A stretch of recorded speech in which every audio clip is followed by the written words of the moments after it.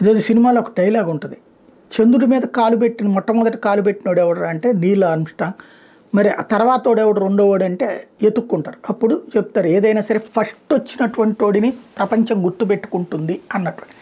ఆ విధంగా ఇప్పుడు నారా లోకేష్ని దేశంలో అందరూ గుర్తుపెట్టుకుంటారు. ఒక రికార్డు సాధించినట్టు అవుతుంది. ఎట్లాగా అంటే ఇంతవరకు గవర్నెన్స్లు అంటే ఒకటి మొదట్లో ప్రభుత్వ కార్యాలయాలకు వెళ్ళి అప్లికేషన్స్ పెట్టుకుని ఫైళ్ళు తిరిగి ఆ తర్వాత మన చేతికి వచ్చేటటువంటి సర్టిఫికెట్లు. ఆ తర్వాత కాలంలో మీ సేవలు ఈ సేవలు ఇవన్నీ అయిపోయినాయి. తర్వాతన ఇంటి దగ్గరకు వచ్చే సర్టిఫికెట్ విధానం వాలంటీర్ సిస్టమ్ అయిపోయింది.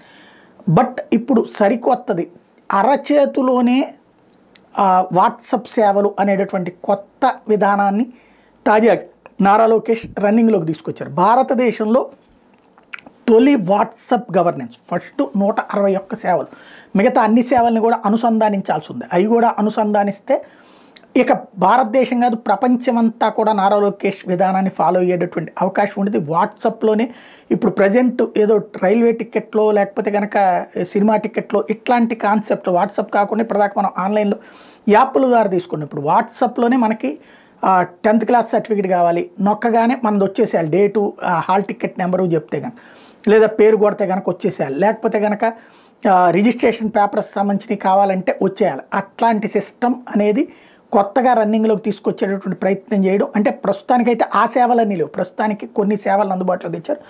టోటల్ సేవలన్నీ కలిపి దాదాపు 500 సేవలు ఏమో అందిస్తూ ఉంటున్నారు. అవన్నీ కనుక తీసుకురాగలిగితే మరింత రికార్డ్. ముందైతే వాట్సాప్ సేవల్ని తొలుత భారతదేశంలోనే కాదు ప్రపంచంలోనే వాట్సాప్ సేవలు తీసుకొచ్చిన తొలి నాయకుడిగా, తొలి పాలకుడుగా, తొలి మంత్రిగా రికార్డుకి ఎక్కారు ఐటీ మంత్రిగా నారా లోకేష్.